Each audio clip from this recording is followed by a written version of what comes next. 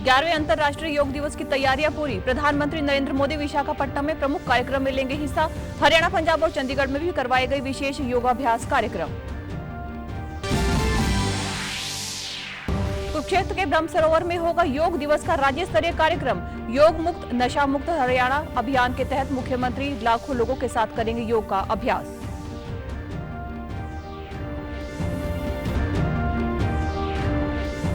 मुख्यमंत्री ने हिसार स्थित हरियाणा कृषि विश्वविद्यालय से संबंधित मुद्दे को हल करने के 4 सदस्यीय कमेटी का किया गठन। कहा, सरकार छात्रों के हितों की रक्षा के लिए पूरी तरह से प्रतिबद्ध।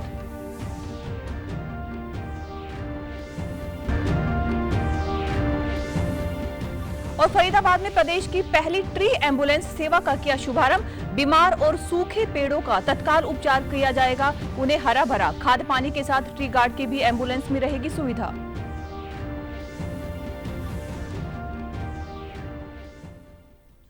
नमस्कार, मैं हूं पायल। अब समाचार विस्तार से।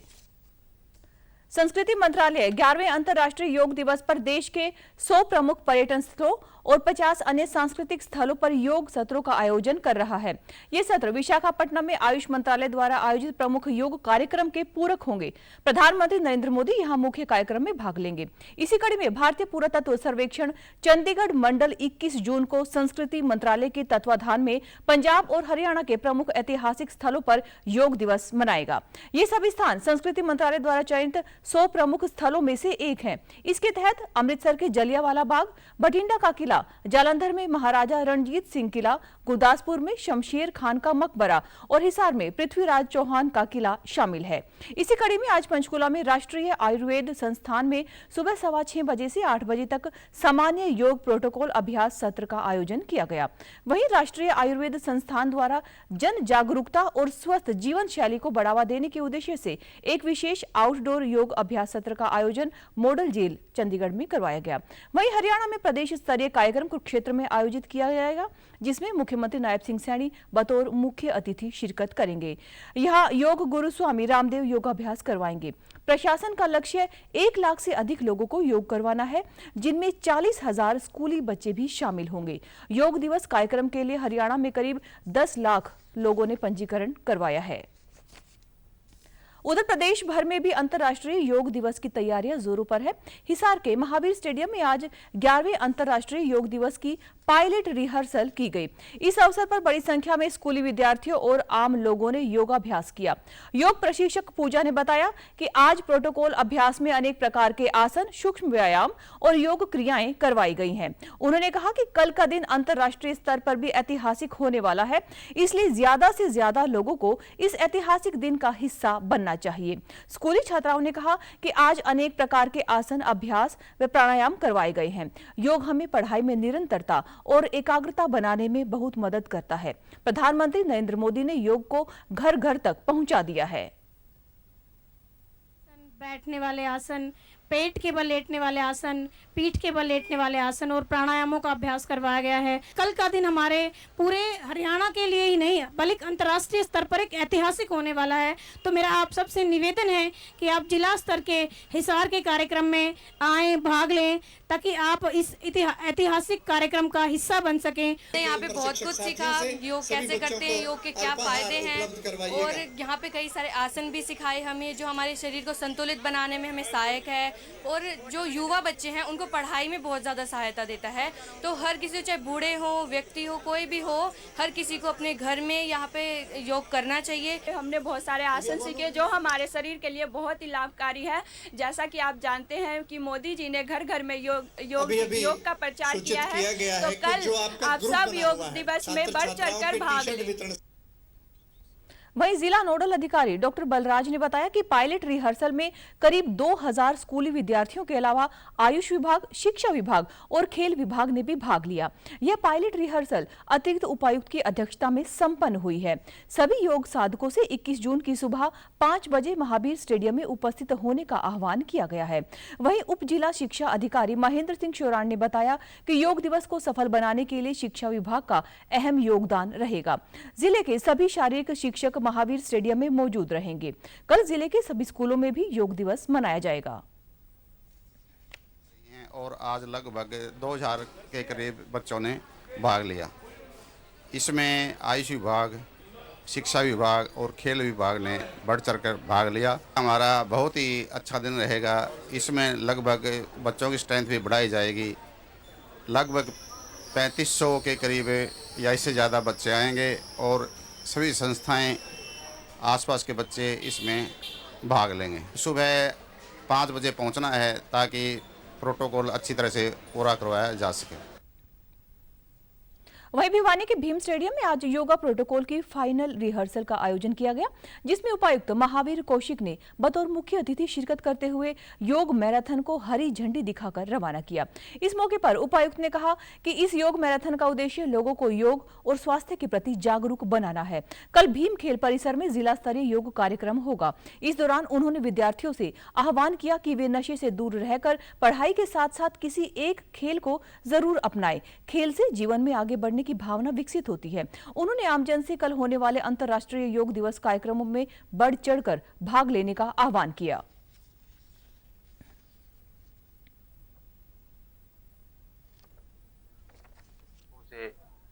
ये निवेदन करूंगा कि अपने जीवन में वो योग को अपनाएं, किसी न किसी खेल को अपनाएं और सुबह या शाम जब भी उनके लिए सुविधाजनक हो, चाहे कोई खेल का मैदान है, स्टेडियम है, वहां जाने की आदत डालें, लत डालें और जो बुरी तरह की जो बुरी लत है, चाहे वो नशे की लत है, चाहे बुरी संगत है, उससे बच के रहें। मेरा मानना यह है कि बच्चे को अगर खेल स्टेडियम में जाने की, खेलने की लत पड़ जाती है तो वो बाकी जो हर प्रकार की लत है उनसे दूर रहेगा और उसका जो शरीर है वो स्वस्थ रहेगा और निसंदेह शिक्षा के विभाग में भी उसका जो प्रदर्शन है वो अच्छा रहेगा। इस मौके पर जिला योग कोऑर्डिनेटर डॉक्टर संजय वैद्य ने कहा कि योगासन व प्राणायाम प्राचीन भारतीय चिकित्सा पद्धति है। योग हमारे मन और मस्तिष्क को जोड़ता है। भारत के आह्वान पर योग की महत्ता को देखते हुए पूरी दुनिया ने योग को स्वीकार किया है। ये आयोजन किया गया आज, जिसमें पायलट रिहर्सल में सभी विभागों के अधिकारी कर्मचारी, आयुष विभाग के सभी अधिकारी कर्मचारी, प्रेस बंधु और हमारे योग सहायक शामिल हुए और स्कूलों के बच्चे शामिल हुए। तो सिर्फ 21 जून मानकर छोड़ न दिया जाए। ये जो योग दिवस है, इसका जो प्रोटोकॉल 45 मिनट का, इसको अपने जीवन में अपनाएं और 11वें अंतर्राष्ट्रीय योग दिवस के उपलक्ष्य में होने वाले राज्य स्तरीय समारोह से पहले कुरुक्षेत्र में पायलट रिहर्सल का आयोजन किया गया। यहां 21 जून को मुख्यमंत्री नायब सिंह सैनी के नेतृत्व में 1 लाख से अधिक लोग योग करेंगे। ब्रह्म सरोवर तट पर सुबह 7 बजे से 9 बजे तक करवाई गई पायलट रिहर्सल में योग संस्थाओं व एनसीसी के हजारों योग साधकों ने भाग लिया। कार्यक्रम का शुभारंभ दीप प्रज्वलन एवं वैदिक मंत्रोच्चारण के साथ हुआ। इस दौरान योग आयोग के चेयरमैन डॉक्टर जयदीप आर्य ने कहा कि हम बहुत सौभाग्यशाली हैं कि मुख्यमंत्री के नेतृत्व और योग गुरु स्वामी रामदेव के निर्देशन में योग करेंगे। उन्होंने सभी योग सहायकों एवं प्रतिभागियों से कल सुबह 4 बजे आयोजन स्थल पर पहुंचने को कहा। मुख्यमंत्री नायब सिंह सैनी ने हिसार स्थित चौधरी चरण सिंह हरियाणा कृषि विश्वविद्यालय से संबंधित मुद्दे पर संज्ञान लेते हुए छात्रों से संवाद के लिए 4 सदस्यीय कमेटी का गठन किया है। इस कमेटी में शिक्षा मंत्री महिपाल ढांडा, लोक निर्माण मंत्री रणबीर गंगवा, सामाजिक न्याय एवं अधिकारिता मंत्री कृष्ण कुमार बेदी और नलवा से विधायक रणबीर पनिहार को शामिल किया गया है। यह कमेटी छात्रों से मिलकर उनकी समस्याएं सुनेगी और उचित समाधान सुनिश्चित करेगी। मुख्यमंत्री ने स्पष्ट रूप से कहा कि हरियाणा सरकार युवाओं व छात्रों के हितों की रक्षा के लिए पूरी तरह से प्रतिबद्ध है और उन्हें किसी भी प्रकार की परेशानी नहीं होने दी जाएगी। सरकार हर स्तर पर युवाओं व छात्रों के साथ खड़ी है। नूंह के उपायुक्त विश्राम कुमार मीणा ने कहा है कि अवैध खनन एवं अवैध गतिविधियों को लेकर हरियाणा सरकार जीरो टॉलरेंस की नीति पर काम कर रही है। मंडल आयुक्त गुरुग्राम और नूंह के उपायुक्त व एसडीएम को मिलकर एक कमेटी का गठन इन्होंने किया है। उन्होंने बताया कि कमेटी को निर्देश दिए गए हैं कि अगर किसी भी ग्राम पंचायत विभाग से अधिकारियों व कर्मचारियों की कोई मिलीभगत पाई जाती है तो उस पर नियमों के अनुसार कार्रवाई की सिफारिश की जाए। साथ ही अवैध खनन से जो किसान प्रभावित हुए हैं उनकी भरपाई की जाए। उन्होंने कहा कि कुछ विभागों से रिपोर्ट मांगी गई है जो अगले सप्ताह तक पेश की जाएगी। इस मामले में एसीबी अलग से जांच कर रही है।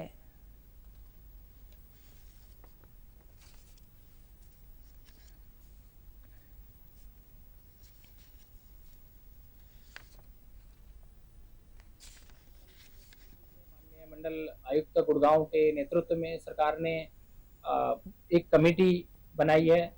दिशा निर्देश दिए गए हैं, वो ये है कि इसमें जो पंचायत विभाग से संबंधित कोई विभाग, जो सरपंच है या अधिकारी है, कर्मचारी है, उनकी कोई इसमें अगर मिलीभगत पाई जाती है तो उन पे नियमानुसार कार्रवाई की सिफारिश की जाए। साथ ही जो वहाँ पे किसान इससे प्रभावित हुए हैं उनको चाहे उनकी मांग के अनुरूप रास्ते देने की जो मांग हो या उनकी जो उनको कोई नुकसान हुआ हो उसकी भरपाई की बात हो। और साथ ही कमेटी को ये भी मैंडेट दिया गया था कि पूरे हरियाणा में या जहाँ भी ऐसे अरावली वाली जो पंचायतें हैं या वन विभाग का जो PLPA सेक्शन 4 और 5 होता है, जिसको माननीय सुप्रीम कोर्ट के दिशा निर्देश के बाद आज की डेट में डीम्ड फॉरेस्ट ही माना जाता है, तो उन एरियाज में भी ऐसे फ्यूचर में पुनरावृत्ति न हो, वो भी कमेटी इस विषय को देखे और सरकार को रिकमेंडेशन दे। आज राष्ट्रपति द्रौपदी मुर्मू का जन्मदिन है। प्रधानमंत्री नरेंद्र मोदी ने इस अवसर पर उन्हें शुभकामनाएं दी हैं। उपराष्ट्रपति जगदीप धनखड़ ने भी राष्ट्रपति द्रौपदी मुर्मू को जन्मदिन की हार्दिक शुभकामनाएं दी है। प्रधानमंत्री ने राष्ट्रपति के दीर्घायु होने की कामना करते हुए एक्स पर लिखा कि माननीय राष्ट्रपति को जन्मदिन की हार्दिक शुभकामनाएं। उनका जीवन और नेतृत्व देश भर के करोड़ों लोगों को प्रेरित करता रहेगा। जनसेवा, सामाजिक न्याय और समावेशी विकास के प्रति उनकी अटूट प्रतिबद्धता सभी के लिए आशा और शक्ति की किरण है। उन्होंने हमेशा गरीबों और वंचितों को सशक्त बनाने के लिए काम किया है। ईश्वर उन्हें लोगों की सेवा करते हुए दीर्घायु और स्वस्थ जीवन प्रदान करे। वहीं मुख्यमंत्री नायब सिंह सैनी ने भी राष्ट्रपति द्रौपदी मुर्मू को जन्मदिन की हार्दिक शुभकामनाएं दी हैं। उन्होंने एक्स पर लिखा कि राष्ट्रभक्ति, जनसेवा और नारी सशक्तिकरण की प्रतीक महामहिम द्रौपदी मुर्मू को जन्मदिन की हार्दिक बधाई। आपका सरल, प्रभावी और प्रेरणादायक जीवन हम सभी के लिए एक आदर्श है। मैं प्रभु से प्रार्थना करता हूं कि आप यूं ही स्वस्थ, प्रसन्नचित और ऊर्जावान बनी रहे और राष्ट्र के उत्थान में अपना संपूर्ण योगदान देती रहें। हरियाणा विद्यालय शिक्षा बोर्ड राज्य में एचटेट की परीक्षा के लिए पूर्ण रूप से तैयारी कर चुका है। इस परीक्षा में 4,05,377 परीक्षार्थी परीक्षा देंगे।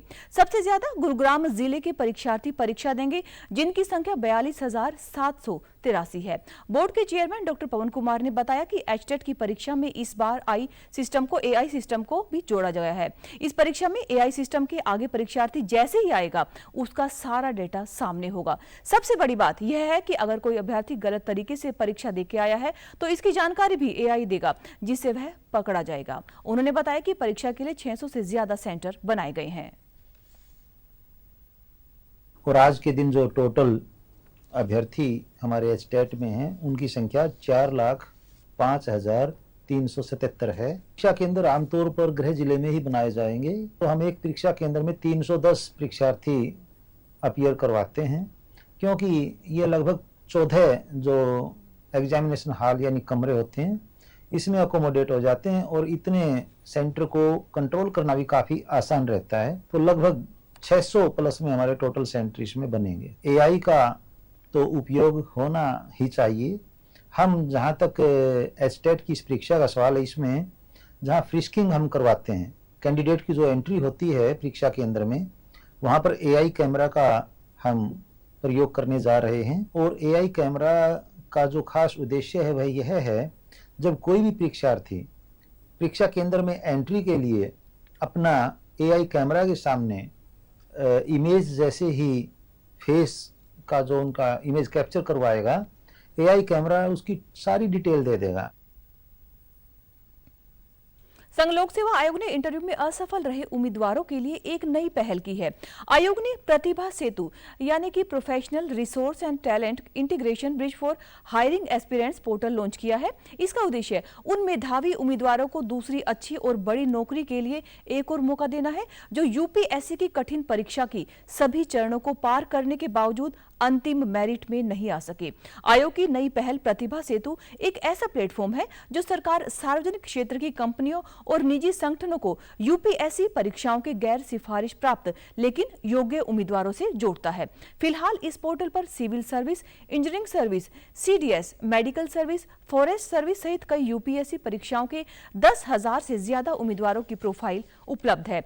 चयन करने वाली संस्थाएं एक आसान डैशबोर्ड के जरिए इन बायोडाटा को एक्सेस करके शॉर्ट लिस्ट कर सकती हैं और चयन प्रक्रिया को आगे बढ़ा सकती हैं। उधर प्रदेश के मुख्य सचिव अनुराग रस्तोगी ने ग्रुप सी की भर्ती के लिए होने वाली सामान्य पात्रता परीक्षा की तैयारियों की समीक्षा के लिए कल सभी उपायुक्तों और पुलिस अधीक्षकों के साथ एक उच्च स्तरीय बैठक की। उन्होंने बताया कि सीईटी अगले महीने यानी कि जुलाई में लिए जाने वाली की संभावना है और परीक्षा स्वतंत्र, निष्पक्ष, सुचारू और पारदर्शी तरीके से आयोजित करने के लिए भी निर्देश दिए हैं। बैठक के दौरान बताया गया कि सीईटी के लिए लगभग 13,48,697 आवेदन प्राप्त हुए हैं। आवेदकों की बड़ी संख्या और परीक्षा के पैमाने को देखते हुए हरियाणा कर्मचारी चयन आयोग यानी 2 से 3 दिनों की समय अवधि में परीक्षा आयोजित करने का प्रस्ताव दिया गया है। मुख्य सचिव ने सभी उपायुक्तों को अपने अपने जिलों में उपयुक्त परीक्षा केंद्रों की पहचान करने की प्रक्रिया शुरू करने के निर्देश दिए हैं। इन सभी केंद्रों का पुलिस और नागरिक प्रशासन के वरिष्ठ अधिकारियों से निरीक्षण भी करवाएं। प्रस्तावित केंद्रों की सूची की एक विस्तृत रिपोर्ट सोमवार तक मुख्य सचिव कार्यालय और HSSC चेयरपर्सन कार्यालय दोनों को भेजी जानी चाहिए। वहीं HSSC के चेयरमैन हिम्मत सिंह ने कहा कि परीक्षा केंद्रों के चयन के संबंध में सभी उपायुक्तों के साथ एक विस्तृत SOP साझा की गई है। अमृत भारत स्टेशन योजना के तहत उत्तर पश्चिमी रेलवे के बीकानेर मंडल रेल प्रबंधक डॉक्टर आशीष कुमार ने महेंद्रगढ़ रेलवे स्टेशन का दौरा कर अमृत भारत स्टेशन योजना के तहत चल रहे पुनर्विकास कार्यों का निरीक्षण किया। 13 करोड़ 71 लाख रुपए की लागत से चल रहे विकास कार्यों की समीक्षा करते हुए उन्होंने खामियों को लेकर अधिकारियों को निर्देश जारी किए। इस दौरान उन्होंने बताया कि महेंद्रगढ़ रेलवे स्टेशन पर एक नया फुट ओवरब्रिज बनाया जाएगा जिससे यात्रियों को प्लेटफॉर्मों के बीच आवागमन में सुविधा मिलेगी। इसके अलावा स्टेशन पर सौंदर्यीकरण के लिए LED लाइटिंग, दीवारों पर आर्टवर्क और स्थानीय कला व संस्कृति को दर्शाने वाले डिजाइनों का समावेश किया जाएगा। रेल प्रशासन स्टेशन को पर्यावरण के अनुकूल बनाने की दिशा में भी कार्य कर रहा है। इसके तहत 21 लाख रुपए से 40 किलोवाट का सोलर ऊर्जा प्लांट लगाया जाएगा जिससे स्टेशन को हरित ऊर्जा के साथ संचालित किया जा सकेगा। आपने देखा अमृत भारत स्कीम के अंतर्गत ये स्टेशन का विकास किया जा रहा है, तो उसमें काफी काम प्रगति पे है, अंतिम महीनों में है।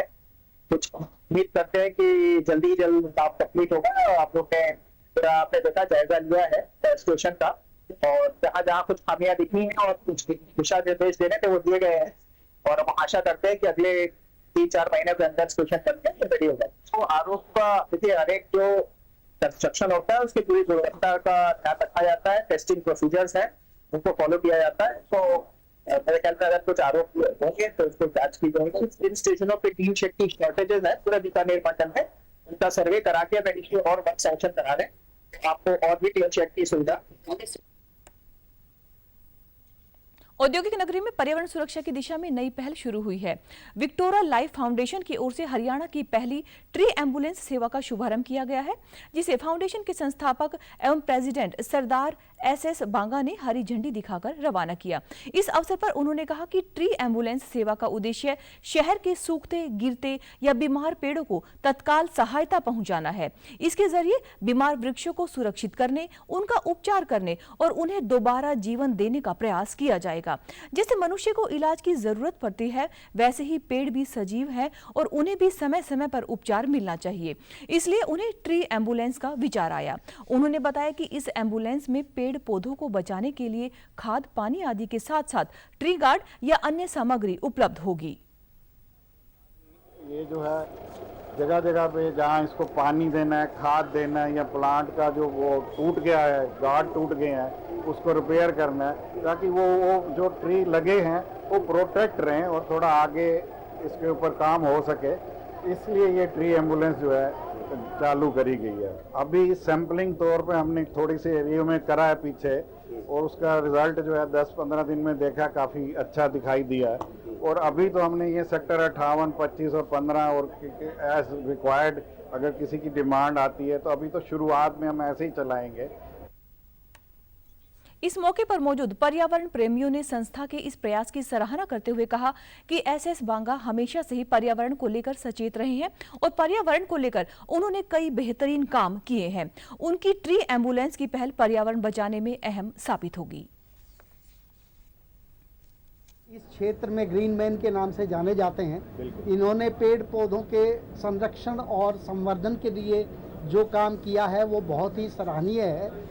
और जहाँ तक आज के इस ट्री एम्बुलेंस की बात है तो मैं ये कहूँगा कि हम सभी के लिए अस्पताल बने हुए हैं और हम जब कभी बीमार होते हैं तो हमें अस्पताल ले जाया जाता है, पर ये पौधों के केस में संभव नहीं है।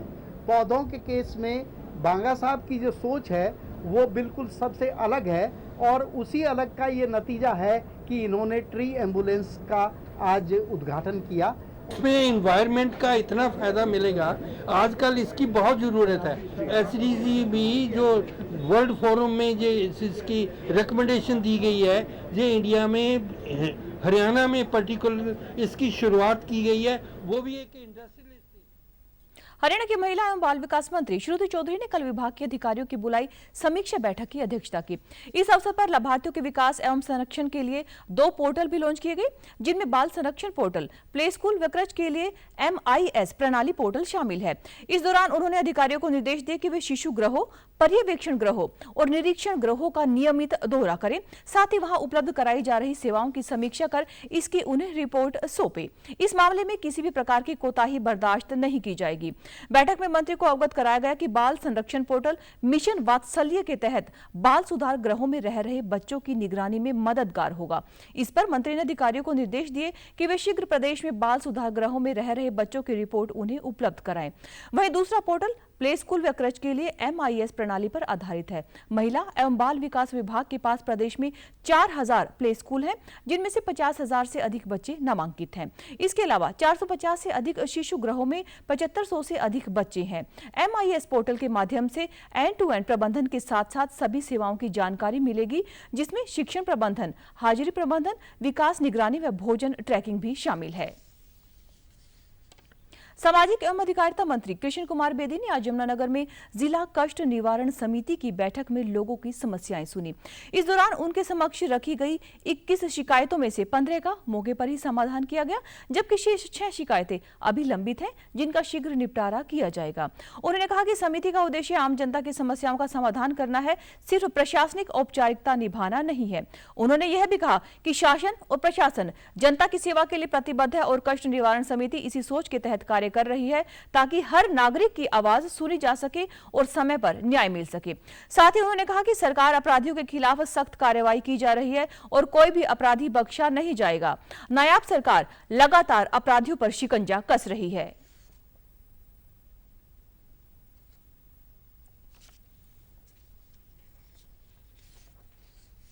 आज खुशी है मुझे, 15 आइटम को हमने आज डिस्पोज ऑफ किया और 6 में अभी जो जांच बाकी है उसको हम अभी करेंगे। परंतु मैं जितने भी लोग आए, यमुनानगर प्रशासन की तरफ से सभी लोग जिनका डिस्पोज ऑफ किया वो सेटिस्फाई हो गए, इसके लिए मैं प्रशासन को बधाई देता हूँ और यहाँ की टीम को विशेष तौर से। परंतु ये कष्ट निवारण हमारा जनता के लिए है, अधिकारियों के लिए भी है। पूरे हरियाणा प्रदेश के प्रशासनिक अधिकारियों की ओर से, पुलिस प्रशासन की ओर से किसी भी व्यापारी को नायब सिंह सैनी की सरकार के होते हुए चिंता करने की जरूरत नहीं है। कारोबार करने में कोई घबराने की जरूरत नहीं है। प्रत्येक व्यापारी का, प्रत्येक कारोबारी का, प्रत्येक नागरिक का, प्रत्येक कर्मचारी की सुरक्षा की चिंता हमारी सरकार करती है और उस बात की हम गारंटी लेते हैं कि कहीं पर भी कोताही नहीं बरती जाएगी।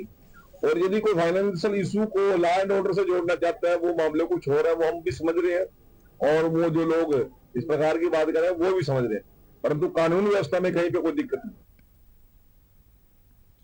सिक्किम में आज नाथुला से कैलाश मानसरोवर यात्रा शुरू हुई। राज्यपाल ओम प्रकाश माथुर ने 36 सदस्यों के समूह को हरी झंडी दिखाकर इस पवित्र यात्रा के लिए रवाना किया। इस वर्ष नाथुला से तीर्थयात्रियों के कुल 10 जत्थे कैलाश मानसरोवर जाएंगे।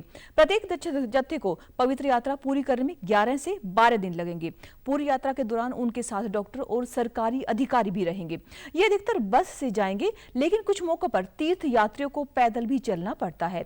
वे पहले करीब 17,000 फीट की ऊंचाई पर कैलाश परिक्रमा करेंगे और फिर 15,000 फीट की ऊंचाई पर मानसरोवर परिक्रमा करेंगे।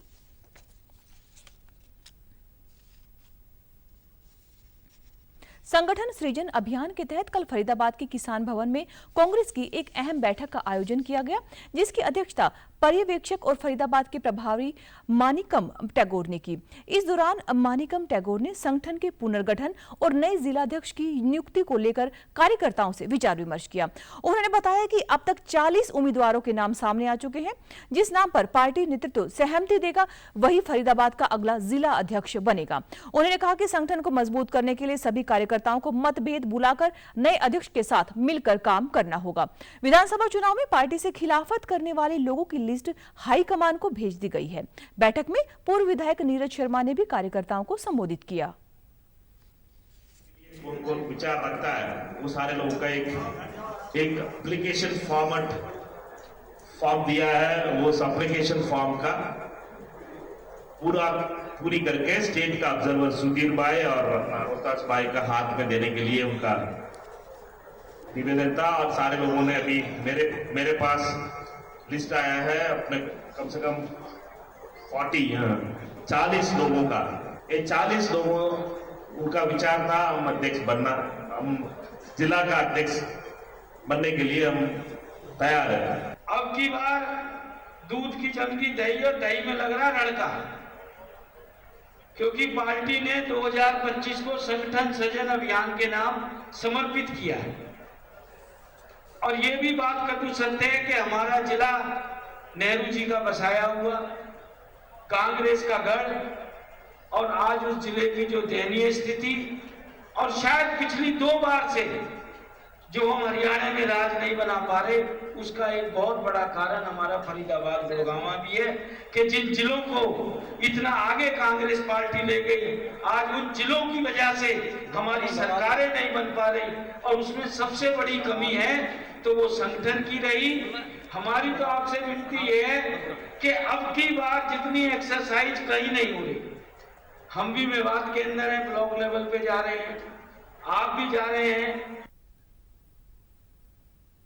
प्रदेश के स्वास्थ्य मंत्री आतिश सिंह राव ने बताया कि रेवाड़ी जिले के खोरी गांव में उप स्वास्थ्य केंद्र की स्थापना को मुख्यमंत्री से औपचारिक मंजूरी मिल गई है। सरकार राज्य के स्वास्थ्य ढांचे को मजबूत करने और हर नागरिक की जरूरतों को प्राथमिकता देने के लिए प्रतिबद्ध है। उन्होंने मुख्यमंत्री का धन्यवाद करते हुए कहा कि यह उप स्वास्थ्य केंद्र टीकाकरण, बुनियादी चिकित्सा उपचार और निवारक देखभाल के साथ साथ स्वास्थ्य जागरूकता अभियान जैसी महत्वपूर्ण सेवाएं प्रदान करेगा। यह पहल हरियाणा के ग्रामीण इलाकों में स्वास्थ्य सेवा तक समान जन तक पहुंचाने का काम किया गया सुनिश्चित करने के लिए भी इसे राज्य के चल रहे प्रयासों का हिस्सा माना गया है। उन्होंने कहा कि प्रदेश सरकार का यह कदम स्वस्थ हरियाणा के व्यापक दृष्टिकोण के अनुरूप है और ग्रामीण क्षेत्रों में जीवन की गुणवत्ता बढ़ाने के लिए गहरी प्रतिबद्धता को दर्शाता है। प्रदेश के पर्यावरण मंत्री राव नरबीर सिंह ने निर्देश दिए हैं कि कुंडली मानेसर पलवल एक्सप्रेसवे के दोनों ओर पेड़ लगाने की प्रक्रिया को तेज किया जाए और इस मानसून से पहले HSIIDC एक ठोस कार्य योजना तैयार करके प्रस्तुत करे। उन्होंने कहा कि पौधे वन विभाग द्वारा उपलब्ध करवाए जाएंगे, लेकिन इनकी देखभाल, सुरक्षा और रखरखाव की जिम्मेदारी पूरी तरह से HSIIDC की होगी और इन पौधों पर वन विभाग का मालिकाना हक नहीं होगा। उन्होंने आगामी वन महोत्सव को लेकर आयोजित विभिन्न विभागों की समन्वय बैठक की अध्यक्षता करते हुए अधिकारियों को निर्देश दिए कि इस मानसून में राज्य भर में बड़े पैमाने पर पौधारोपण किया जाएगा। बैठक में जानकारी दी गई कि 15 जुलाई को राज्य भर में एक साथ मास पौधारोपण किया जाएगा। यह अभियान सार्वजनिक स्थलों, तालाबों, नदियों के किनारे और पंचायत भूमि पर चलेगा। इसमें NGO, सामाजिक संस्थान, औद्योगिक घरानों का सहयोग भी लिया जाएगा।